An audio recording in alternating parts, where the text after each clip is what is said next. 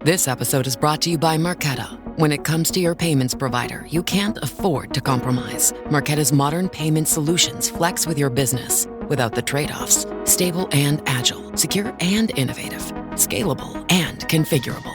If they say you can't have it all, don't believe them. Your business demands more. Choose a payments provider that delivers more. Choose Marqeta. Visit marqeta.com/Spotify to learn more. Grabbing the holidays by the boughs with Duluth. Step 1. Hire a mall Santa to handle snow removal. Ho, ho, ho! My sciatica! Step 2. Hit Duluth Trading and load up on fire hose pants, buck naked underwear, pocket pack bibs, free swinging flannel, and all kinds of ingenious gear you won't find anywhere else. Grab the holidays by the boughs and shop Duluth Trading.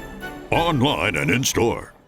Hi, it's Kanika, and I'm back with a brand new season of That's Total Mom Sense, where I interview parenting experts, world-renowned thought leaders, best-selling authors, and trailblazing entrepreneurs on their incredible life stories and mom sense experiences. Hi, I'm Gabby Bernstein, and you're listening to me on That's Total Mom Sense. It's me, Bobby Brown, on Total Mom Sense. Can't wait to share my story. Hi, I'm Dr. Lisa, and you're listening to me on That's Total Mom Sense. Pandemic or not, these episodes will inspire you to make every single day count.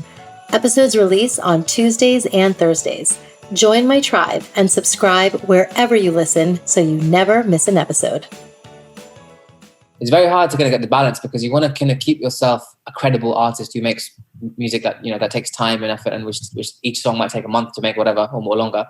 But also stay relevant and stay online and be engaging with people. It's a very kind of challenging thing to kind of constantly be on that social media game of like TikToks and reels and funny videos, but also making that longer content, which takes a lot of hard work and time. As moms, we often wonder, am I doing enough for my kids? I'm here to tell you, you are super mama. That's because we have an undeniable superpower, our intuition, and it never steers us wrong. I call it our mom sense. Hi, I'm Kanika Chadda Gupta, and I'm the host of That's Total Mom Sense. I'm a journalist, entrepreneur, wife, and mom of 3, twins plus 1. Now, if I had $1 every time I heard, gee, you have your hands full. On my podcast, I interview influential moms from various industries and cover topics that all first-time parents grapple with, from getting your baby to sleep to screen time allowance, your new normal in your marriage, and how to dedicate time to yourself.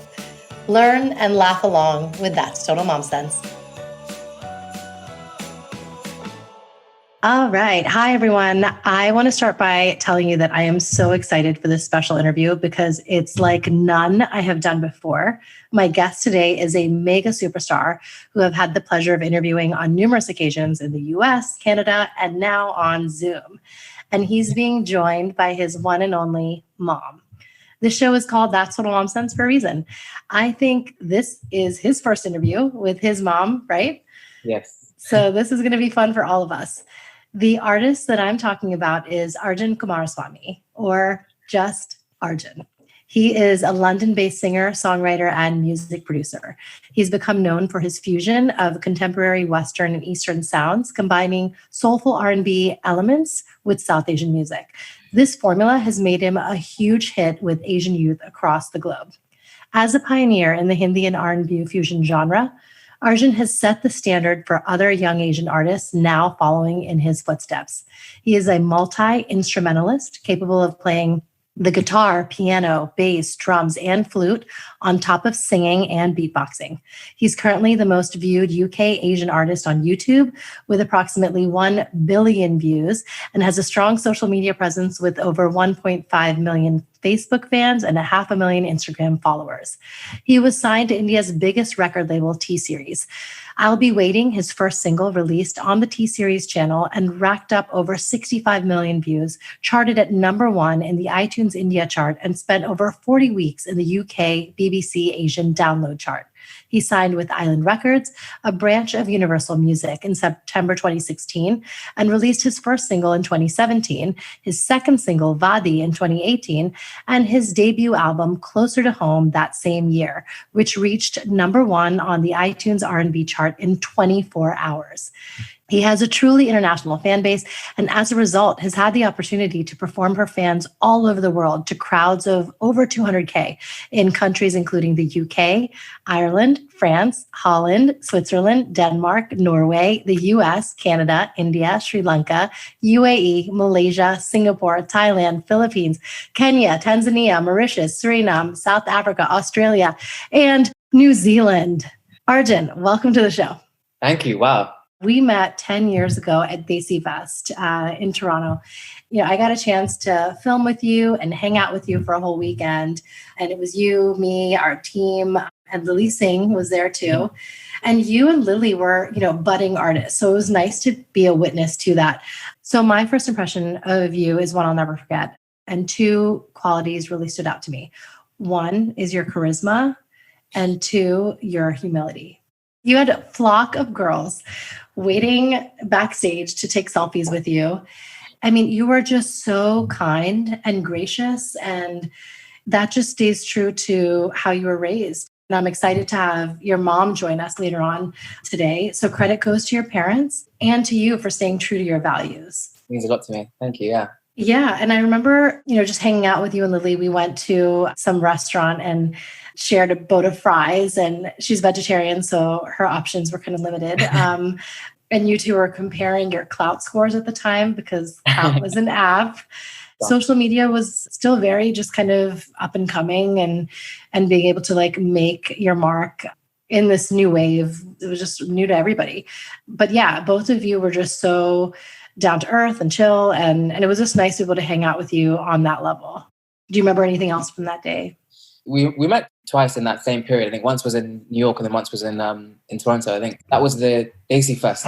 It was, I think, the biggest South Asian show in America, right? In North Yes. America, I think. So Yes. that was, I think, Dundas Square, like the kind of main central square in Toronto. And we filmed the whole day. I think we filmed in the hotel, we filmed in a restaurant, in a shop. So it was a pretty all-inclusive interview. Yeah. That's what we eat when we wake up in the morning. Right. Wardrobe. So yeah, it was fun actually. I think that's one of the only kind of full day interviews I've done. So it was nice. Yeah. No, it was really cool to hang out. And I think just to kind of get a glimpse of who you are behind the limelight. I think that's what I found to be most intriguing. Okay, so let's start from the beginning. I feel like you are the South Asian Justin Bieber. I have to say that. I mean, I'm a believer. Thank you. Do you get that a lot? I used to get that a lot at the start of my career because I think we both kind of had a YouTube launch. I think my career began doing covers on YouTube, and as did he. But I think he's obviously far, far bigger name and bigger talent than me. But similar kind of thing. We both, play instruments, guitar and piano, and kind of, write and compose stuff. And similar, I guess, a little bit of a similar kind of style of singing, like kind of pop R&B. His obviously is more Western, mine is fusion. But I have had the occasional fully R&B album as well. So flattered to be compared to the Biebs. But yeah, humble beginnings. And same thing, his mom saw something in him, took out her phone and recorded him. And same for you. So tell us a bit about your childhood and your relationship with your family. I was born in Sri Lanka. I moved to the UK when I was about 3.5 or 4. I guess was brought up in a very liberal household, not programmed to believe anything, like kind of think for myself. I wasn't really forced into a particular kind of career path or way of thinking. I was always around different people of different races. From the age of 5 or 6, I was obviously in an English school. Always around a very kind of multicultural group of friends. I was actually in a rock band when I was 13, 14 with a whole bunch of English guys, 4 very tall English dudes, and I was a very small brown kid. That's awesome. And I was always kind of encouraged to just do what I loved. So at the time it was art, and then cricket, music. My dad's a hardcore sports fan, so he brought that angle to my life. So cricket. That's awesome. Your parents were academics though. So tell us about them. Yeah, so both my parents went to Cambridge, have PhDs, very studious academic family. And same with my brother. I'm the only one who hasn't got a PhD actually in the family. So I'm the black sheep. But and then everyone around me, like my dad's sister, my grandparents, have always been very academic, all kind of worked in the UN or more public sector things. So actually kind of working, for the Commonwealth, World Bank, that kind of thing. So the pressure was to go into finance or medicine or law. That was more from my peers around me. We're all becoming bankers and making money on Wall Street, equivalent here in the UK. Right. My parents, I think they were very keen on me studying. I wasn't the hardest worker. I had a very smart brother and mother and father. So they all kind of helped me. I used my brother's notes for all my science exams, like chemistry, physics, that kind of stuff. And mum was very, very involved with up to date. I mean, I think when I escaped my mum was when everything went downhill. I think I peaked around maybe 18, and then I went to college, and after that it was more partying and less working. So yeah, I mean, yeah, we all have that trajectory, I think. It's totally fine. So when did you start training, and how did you start training? So I actually never trained vocally. I never trained my voice. My mum actually kind of encouraged me at the age of about 4 or 5 to start the piano, and then the recorder, then I did the saxophone and the flute, quite embarrassing, the Western flute. And then I kind of moved more towards guitar, drums, bass, and I kind of became more into the kind of R&B and rock and pop world. And then at the age of 15, 16, I think I became much more interested in like having my own songs and kind of being in a band, that kind of thing. And that was when I began kind of doing I used to do small shows, kind of like pubs and small bars and stuff. And then university was where I think it took off for me. And at university, I became very immersed in Asian. All my friends became Indian suddenly. And then, I know. And then same for you probably, I'm guessing, in America, right? So I became very into the whole kind of South Asian fan of like Jay Sean and Raghav and all these guys. And that was when that was popping off. The key for me was to kind of fuse these two worlds, because I always had this Asian influence and I had this Western influence, but those guys, I saw them doing it and doing it well. Like I saw, Raghav taking a Bollywood sample and then turning it into like a bashment dancehall reggae song, and then Jay Sean was doing like an R&B, song with like a sample from in the background or whatever. Yeah. So I think that really was inspiring for me, and a whole generation of us, I think, were quite inspired by the whole Rishi Rich Punjabi MC that was big at the time as well. Yep. That was the days of MySpace. You remember MySpace back in the day, but before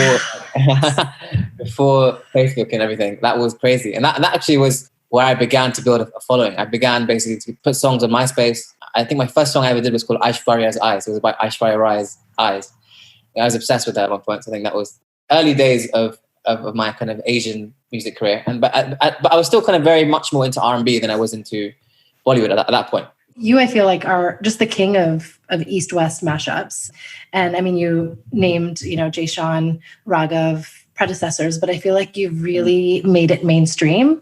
I mean, I love your ballads like Shayad, I'll Be Waiting, Kabhi Jo Badal, and you revived classics like Kabhi Kabhi and Teri Meri. So how do you actually work on your creative process? So the answer is actually very, very different ways. I mean, so some of them, I write a song in English, which is about something I'm feeling. And then I try and think of corresponding song in Hindi that kind of has that same emotion that kind of is contained in it. And then I try and link it together. That's one way of doing it. I've done before. Kabhi Kabhi was like that. I think I wrote a full English song. I changed the chorus and I put the chorus of Kabhi Kabhi into it instead. Some of them basically, I think, are, kind of more like a production experiment. So I want to see how I can change a song to make it more R&B or make it more, into Western ballad or something. So try to retain the essence of the original song. So I don't want to kind of turn it into like a party song if it's like a really, kind of emotional song. Right. So you try and retain the core essence of the song and kind of either enhance it musically and with more production, like more orchestration, like more, more violins and strings and more emotive. Like Kabhi Jo Badal, I think I added a lot of kind of orchestral vibes to that to make that more kind of more epic, I guess, in some ways. I mean, my main passion is actually to write and produce songs. So actually, if I was to pick between performing and actually creating music, I'd probably pick creating it in the studio. So I actually have the most fun is kind of going into like a trance, on your own for like hours out, in a room and just kind of seeing what happens. We all love a legendary comeback, and Degree Original Cool Rush is back and better than ever. Cool Rush isn't just a scent, it's a movement, a fan favorite that delivers bold, fresh vibes and all-day sweat protection. Whether you have a man that spends hours in the gym, heads into the office early, or is just trying to stay fresh on a long day, Cool Rush has their back. Head to your local Walmart or Target and grab Degree Cool Rush, the fan favorite scent from the world's #1 antiperspirant brand. Hey there, it's Dr. Sanjay Gupta with some exciting news to share. CNN is now streaming. That means you can read, watch, and stream everything in one subscription. You can watch news live 24/7. You can also explore catch-up videos and explainer videos, and you can also watch the library of CNN's originals, including my latest documentary, It Doesn't Have to Hurt. Just go to cnn.com/all-access. Okay, I want to take it back to when I was in college. We had Napster. And I remember growing up, I had my cassette tapes. I used to have Michael Jackson's Bad, Dangerous, Paula Abdul. Mariah Carey was my first CD. Now we have YouTube, TikTok. Tell us about like the business and how you really crossed that chasm and like were able to start a career as a recording artist, because it's a really saturated market, and and now you can get music for free. But I feel like the labels need to innovate so that their talent is getting their due. Yeah, it's definitely a whole new world, and basically anyone could be a star. Literally, before you have to kind of highly produce something and spend money to really make something amazing which you put online, and people would value that. Now it's kind of quick content. Literally, people do like videos that get millions of views of them literally in their bedroom just doing a dance or doing some sort of comedy skit. So I think it's kind of like a very democratic internet now. Everyone has like almost like an equal playing field. Like anybody can get a video that goes viral. The thing is, I guess, trying to monetize that sometimes is people who have massive followings, but they don't really have a way to kind of to make money. There's the whole new world of influencer marketing. So having a following means that you've got brands approach you for that kind of stuff. But I think as an artist, it's very hard to kind of get the balance, because you want to kind of keep yourself a credible artist who makes music that that takes time and effort, and which each song might take a month to make, whatever, or more longer. But also stay relevant and stay online and be engaging with people. It's a very kind of challenging thing to kind of constantly be on that social media game of like TikToks and reels and funny videos, but also making that longer content, which takes a lot of hard work and time.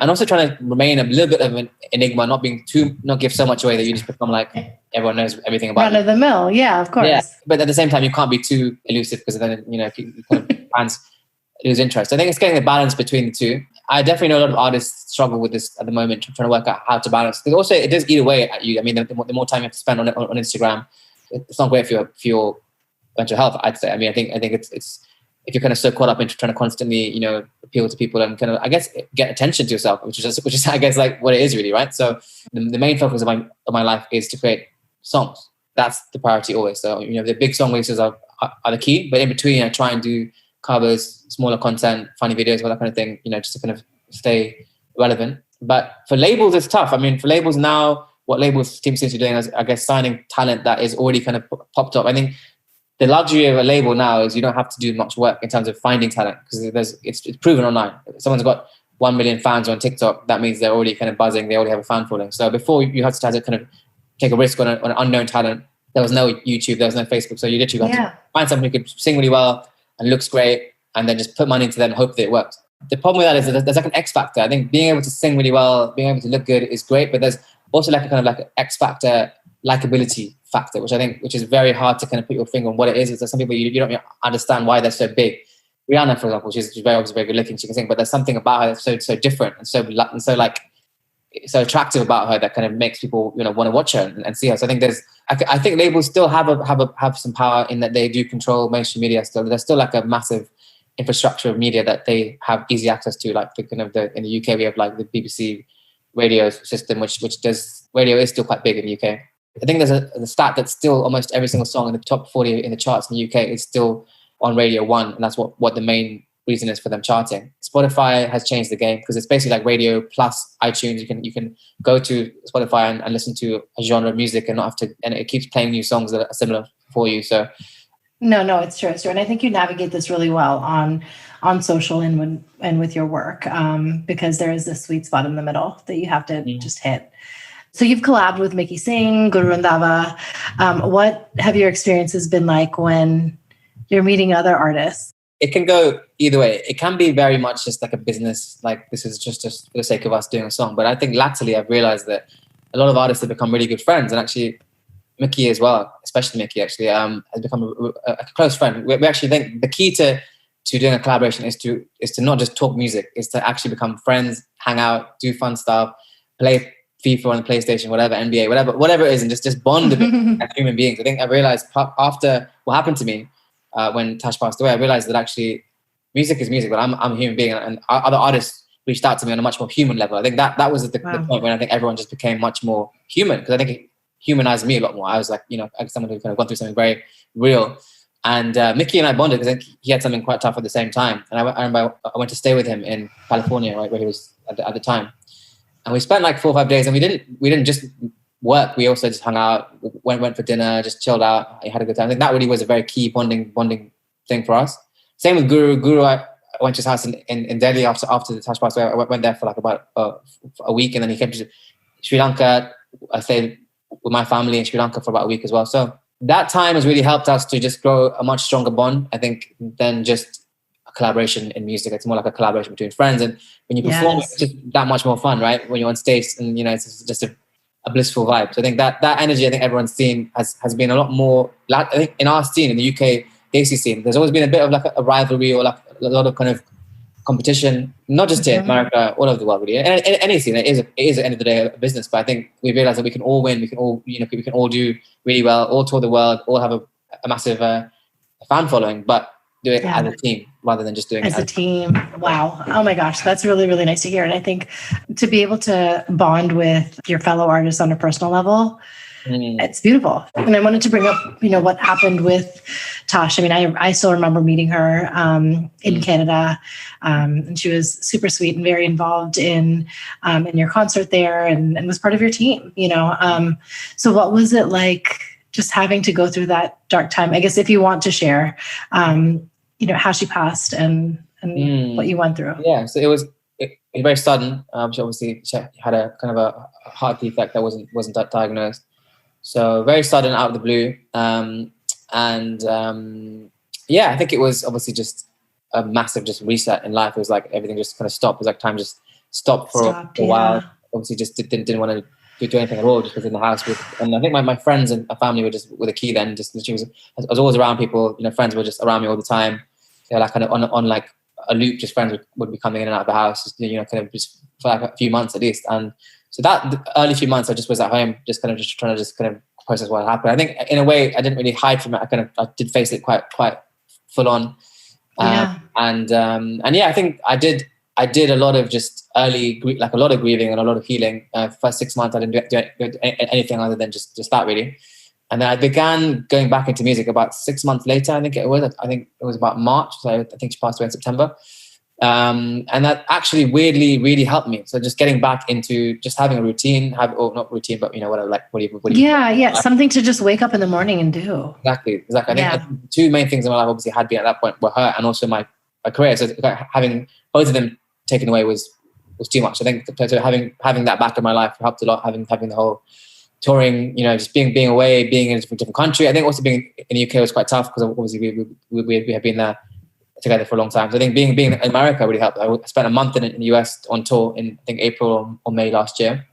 Or last year, so 2019. 2019, and that was when I went and I saw Mickey for a week and hung out, and we shot Tingo, the video for Tingo, which is our song, which we released later.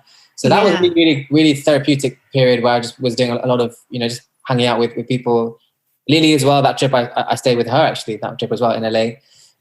So that was just basically just kind of bonding, talking about, I think, and weirdly as an artist, I think it's quite a unique experience we have that no one else really understands fully, because it's like to do a life of living like a very public life and a very personal life. So I think talking to Mickey, Lily, people like that at that time, and how to navigate, how to, what to talk about publicly and what not to, really helped a lot. So and their input and stuff. I think so. I didn't talk about anything really to do with it for a long time. I think the first interview I did was like a year or two later about it. And then the next phase was, I guess, to write a song. Yeah. So initially we did a concert like a year, 2 years later, but I think it was December 2019 was her birthday. Sorry, it was a birthday a year after she passed away. So yeah, so that was that process was actually very healing.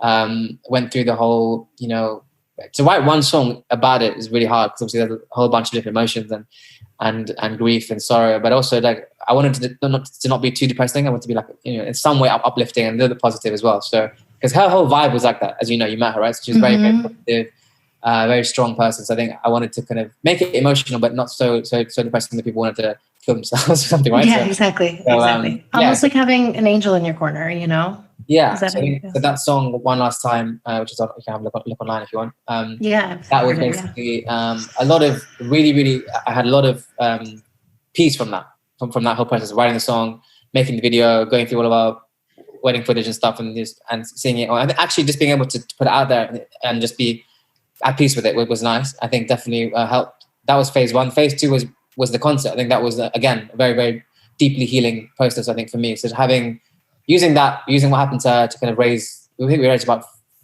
£35,000, maybe, I don't know how much in the US, maybe 50K US, that one night in the concert. So we raised for a heart charity, actually, which is a specialist. It's called Cry. It's basically like it's focused on kind of heart issues in the young in the world. So that was again a really, really nice thing. I think I felt like in her life she kind of gave a lot to me, as a supporting. I think she was a doctor, but she also ran my career along with my mum and my other team. Very involved in my career. So I think for me, I always felt like I kind of owed her almost. Like she'd done so much for me behind the scenes. And she never wanted credit for it, never in the limelight, was always the kind of behind the scenes engine working on things. And I think that concept was my way of being like, kind of making her the kind of the star, I guess, like of the night, right? So, and all these guys came to perform, Guru, Jazz Dami, Ace Dami, Mumsy Stranger, Mickey, Vidya Vox, a whole bunch of artists came from all over the world. I performed, and that was really magical. I think that was one of the best nights ever, I think, in our scene, probably. Just that feeling of unity and love, and I think the whole vibe of the energy there was insane. So I think that was definitely very, very, again, therapeutic for me. And then I think since that point I've been able to, I guess, just crack on a little bit with normal life and be able to just, I guess, obviously not forget. I still have moments of obviously grief, but I think it's a lot easier now, I think, with time. With time is healing. Yeah, for sure. Yeah, and I love that you kind of talk about the support that you had from your contemporaries in the industry who are friends, and then your fans. It's really, that's so honest of you. Yeah. To talk about how they got you through, because it's a difficult situation for anyone to be in. You're so young. Like, I'm heartbroken that you had to go through that. Sorry. So I feel for you, but you've powered through, and it's really amazing to see that. Thank you very much. Whew. Okay, so what are you? Sorry, because we've never had an exchange about this, and so just real talk. And I'm here for you whenever you need to. Thank you. Rooting for you always. Okay, so what are you working on now, given that we've been holed up during COVID? What's coming out? Actually going to get back to my roots, shooting cover videos in my bedroom, literally, like in my bedroom, in the kitchen, in the balcony. So I had to kind of use my apartment to film a lot of videos. That was phase one. And then I began work on an album. So hopefully we'll release that nearer to summer, maybe April time, I'm hoping. Let's see. And then a whole bunch of other collaborations. Just released a song with Sukhbir, who's a legend in the game, Punjabi game. Sweet. Dwayne Gandhi as well. We just did a song, a remix with T-Series. So a whole bunch of collaborations are coming up as well. So should be fun. I'm actually excited to just get back on the road and tour. And that's the thing I've missed the most, is being able to see the fans in the flesh. Yes. and on a stage rather than in my bedroom. Yeah, no. I feel you. And with the vaccine out, I have hope. I think that in time we'll get through it and we'll get back to our normalcy. We will. Okay, I wanted to know if you would humor me and do a little bit of a cappella, and then you and I can do a duet. I mean, I haven't sung in a very long time, but I think, it's a bucket list item for me that I did a duet with you. So you have the song there? Yeah.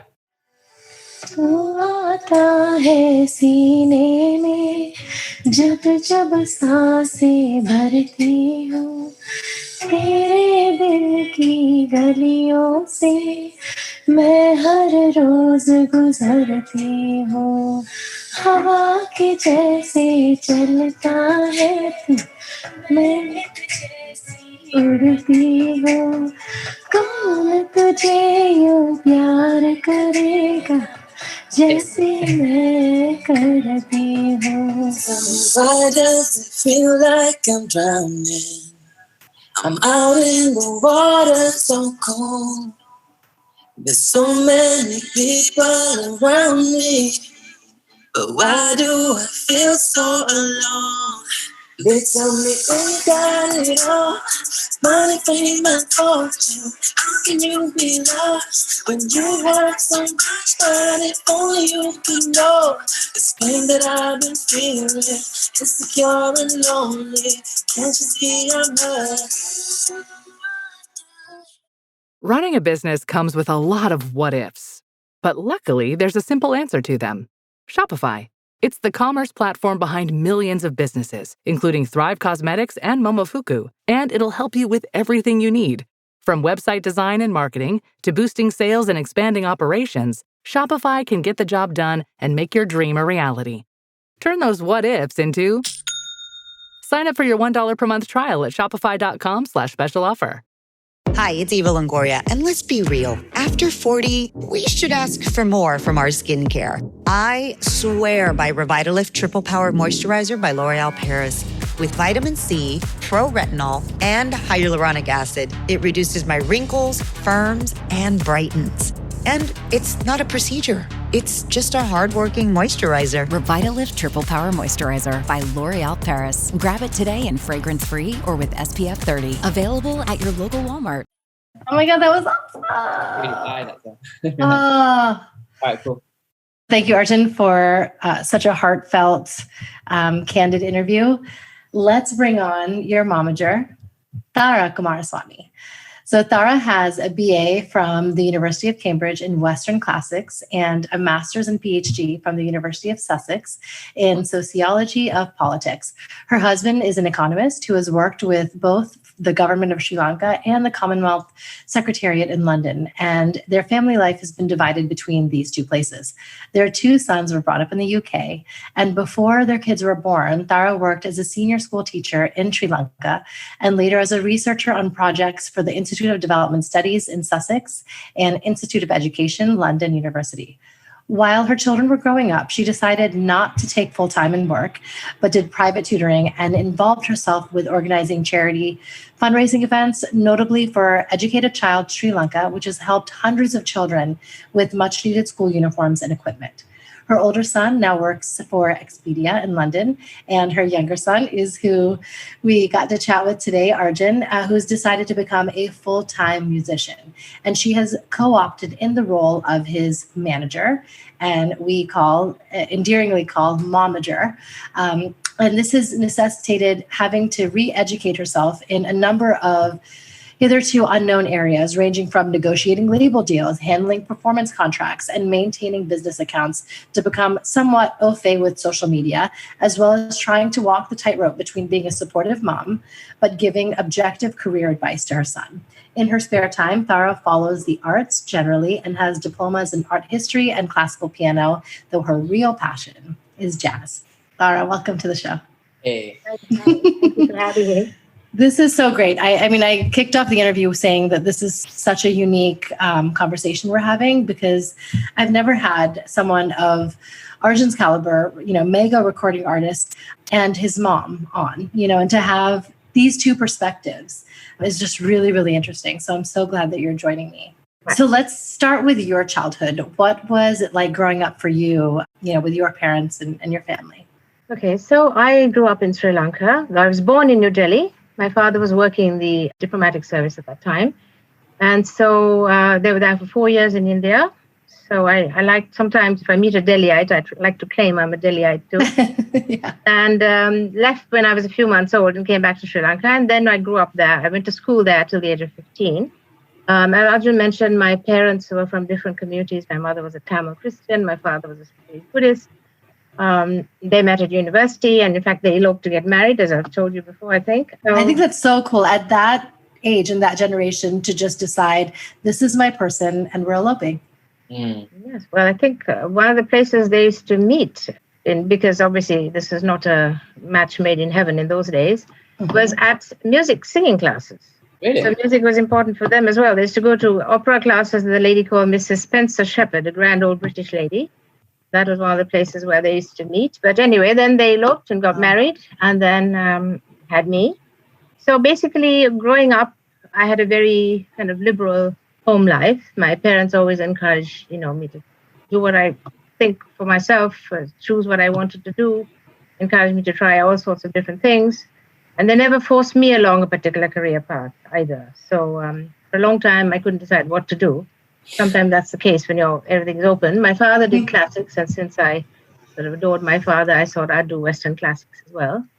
Anyway, at 15, he got a job in the UN. We left for Bangkok, lived in Bangkok. They lived in Bangkok for 18 years.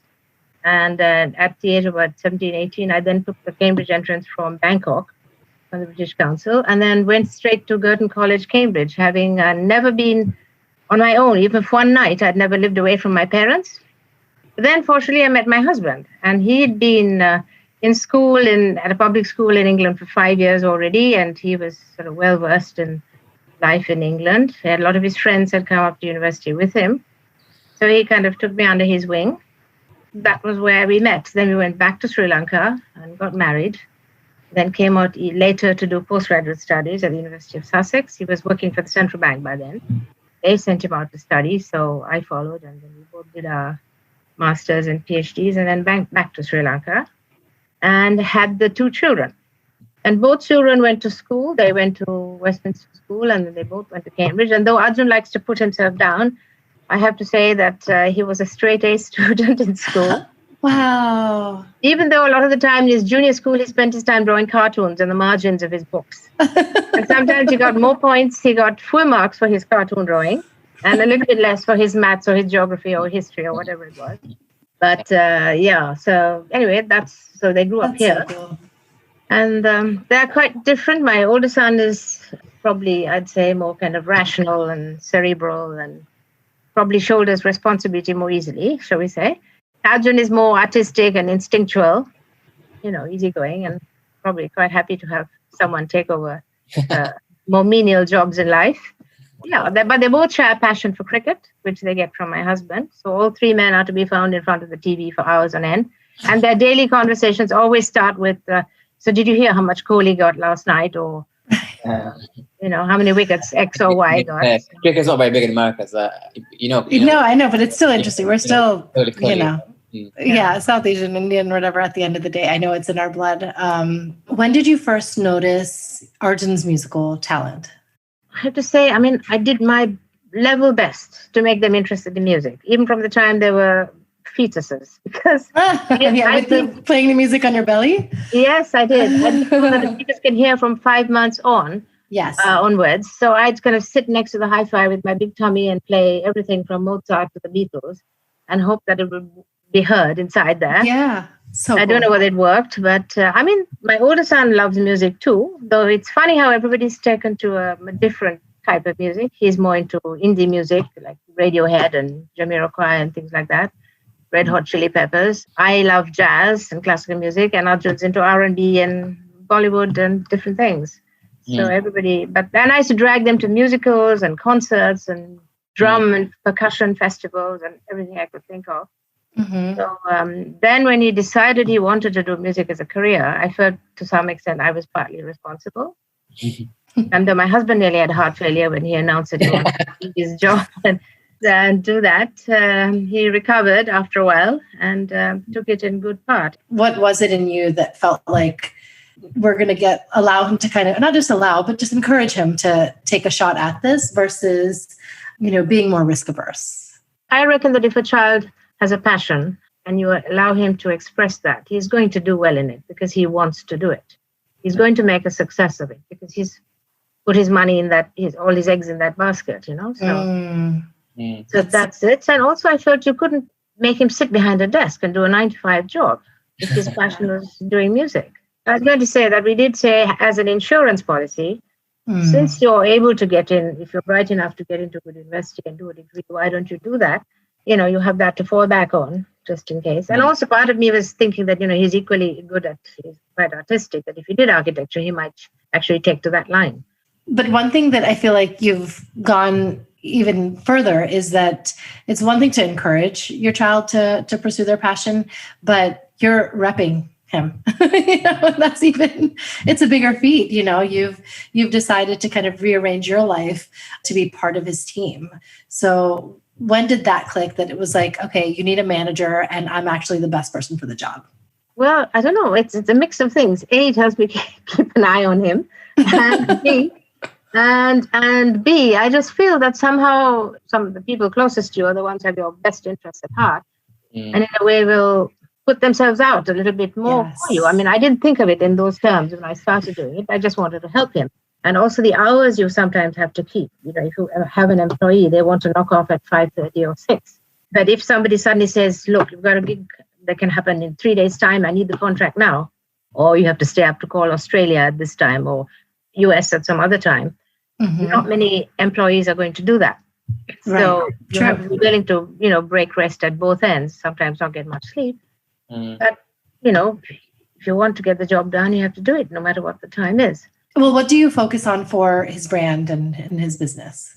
Well, no, the music industry sometimes has not such a great reputation. It's sort of as, you know, somewhat flaky or...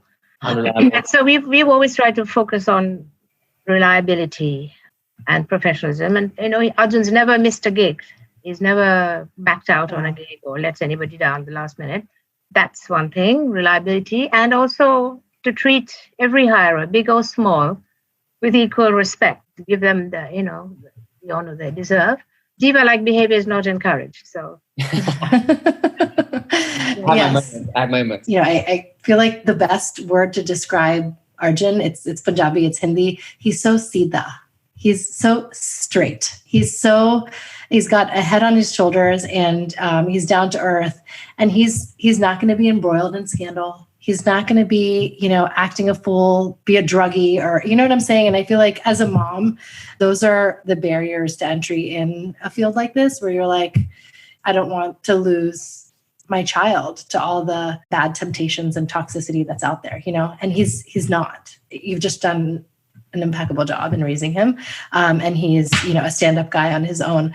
But like, is that something that ever worried you? And how does he have such a strong head on his shoulders that he's not wavering with all that?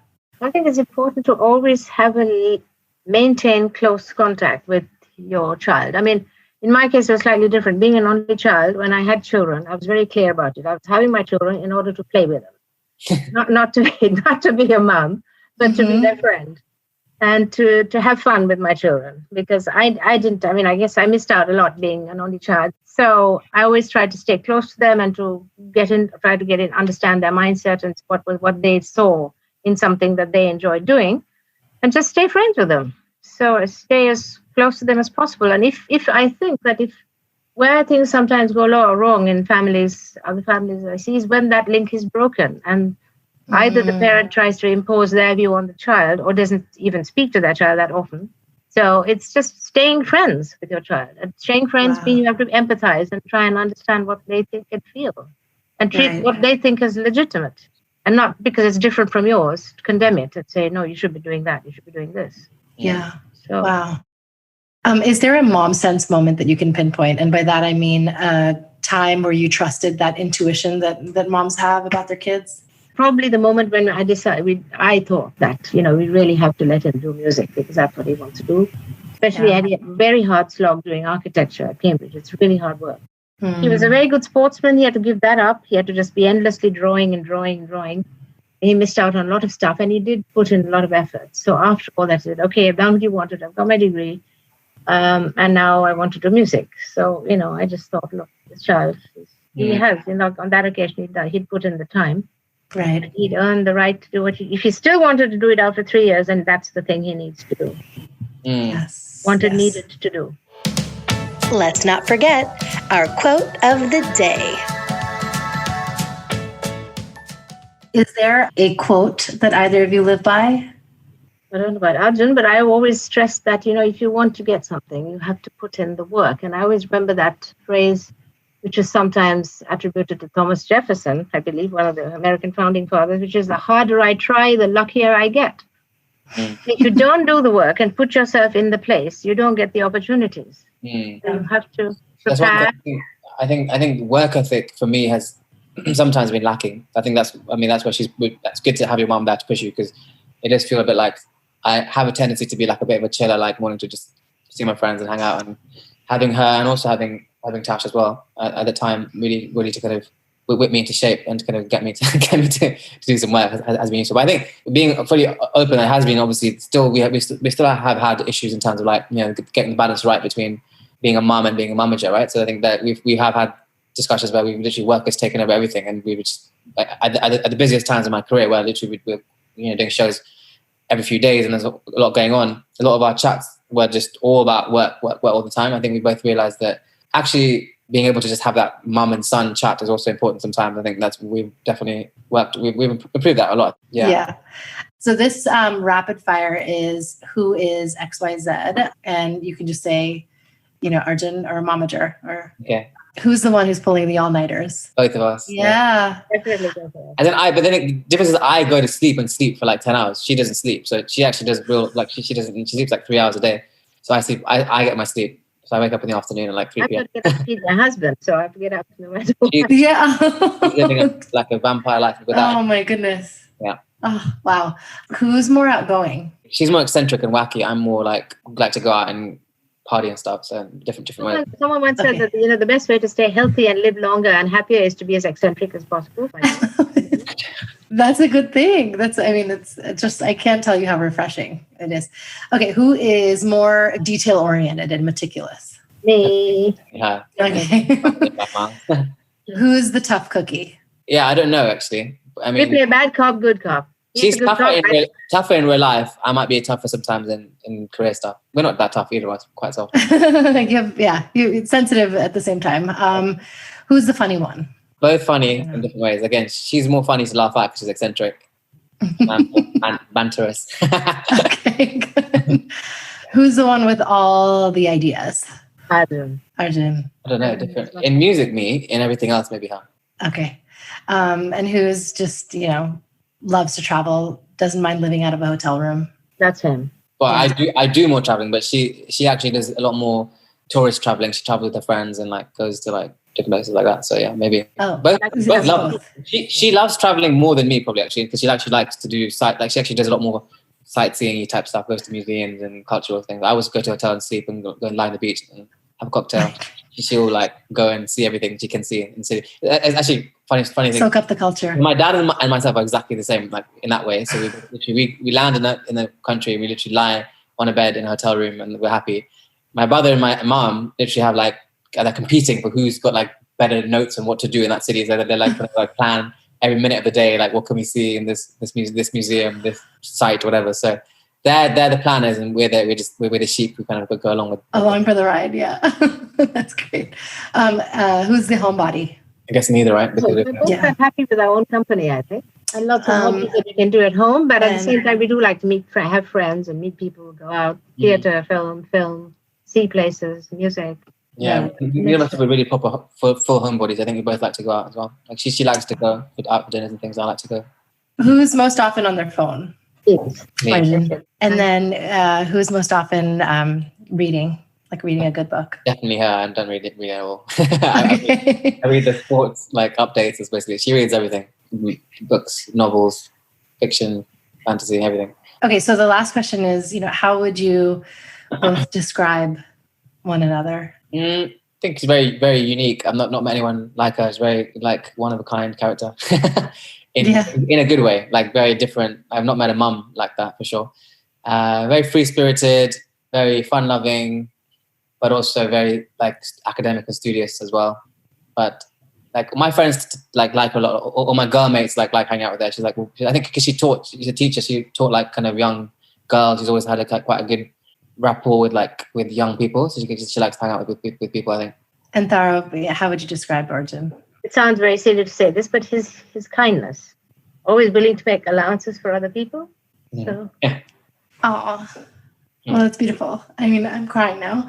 But this is exactly why I wanted to do this interview, was to be able to shed light on how you two are so unique and such standouts in this industry, and how parents can share a relationship and a bond like this with their child, and so it's really beautiful. I think it's inspiring to see both of you, and I can't thank you enough for joining me today. Thank you very much. Thank you. Thank you. What a refreshing mother and son interview, right? So in 2021, Arjun has released a remix of Kaun Hai Tujhe with T-Series featuring Janita Gandhi, as well as two of his original songs, Mere Naal Nachna, a catchy dance tune, and Baggage, which is about relationships and the emotional baggage that they often carry. He has new music in the pipeline ready to be released later this year, including a mini album of all his original songs.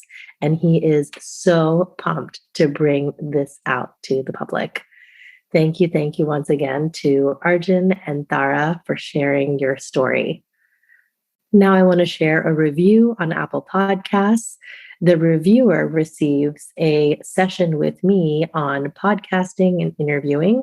It's a 1-hour session, which is $250 in value. So this was given by Chuck Steak 49, and he writes, such a great podcast with a great name. I never thought I would be someone who listens to a podcast named That's Total Mom Sense, but it's just such a great show to listen to. There are valuable lessons and advice.